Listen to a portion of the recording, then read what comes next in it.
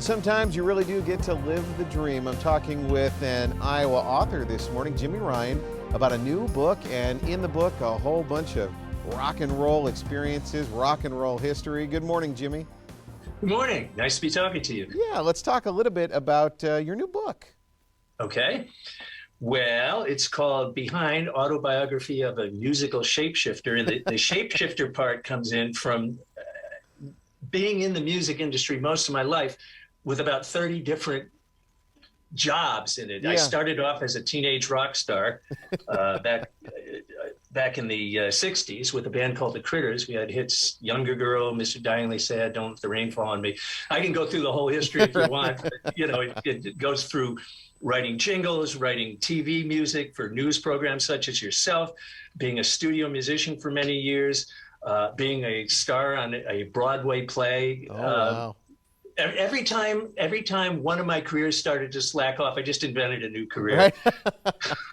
And it led to some really interesting experiences. I know, reading some of the names here, Elton John, Carly Simon, people that you actually knew, not just, I met them once. Oh, yeah.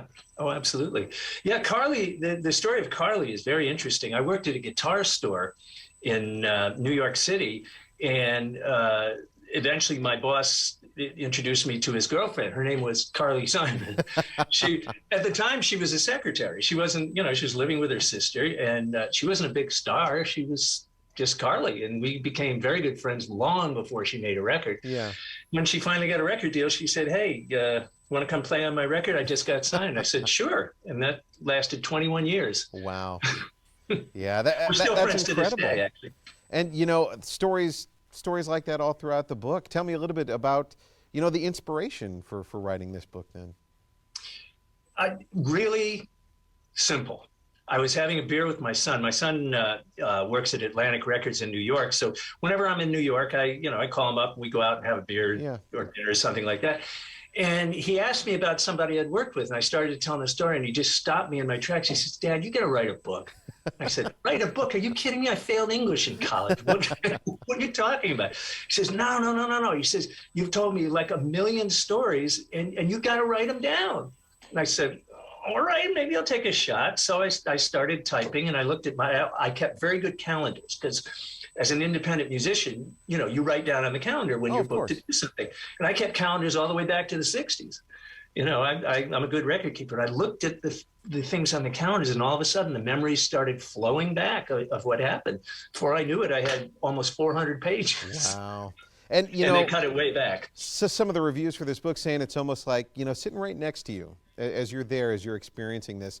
Was that kind of the goal, just to take people along on a journey that spanned decades?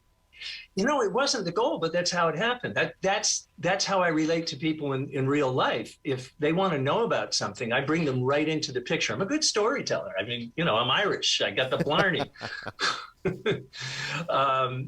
It wasn't an intention, but it did seem to work out that way. I mean, all I did was write down what I knew. What was really intentional is I did try and make it fun. If the story just kind of was, I played at this place and I went to that place, nobody's going to want to read it. Sure. So I looked for things that happened that made me laugh at the time, or made whoever I was with laugh at the time, or things that were really uncomfortable. Like the time when my 15-year-old band of 15-year-olds got actually picked to be in the Brooklyn Paramount Theater with 15 of the biggest stars of the day. And our parents said, "No, you can't do it because you're too young." Oh. The whole band was ready to commit murder to our parents. That must have been heartbreaking. We spent 1 week, and this show was completely packed. It was they sold out the Brooklyn Theater, 5 shows a day, 4 shows a day, for an entire week during Easter week when everybody was on vacation. Uh-huh. And we got the spot. We got to be one of the backup bands for these artists. We were only 15 years old, and boom! No, you're too young. Go back to school. So, living in Fairfield, Iowa now, do your neighbors know of your fame? Oh, sure. Yeah. Sure. I had a band called the Hitmen, which was a bunch of studio musicians with resumes pretty similar to mine. And we toured for 10 years all over the United States, and we played at the Sondheim here in Fairfield. And anybody who meets me, they come up to my house and they see my studio and they go, what is this? Right.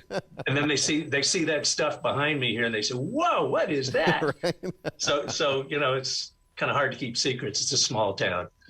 Well, tell me a little bit about where I can get the book. If folks are interested, the name of the book, where they can get it. Okay, hold on. We're going to do a little commercial. All right.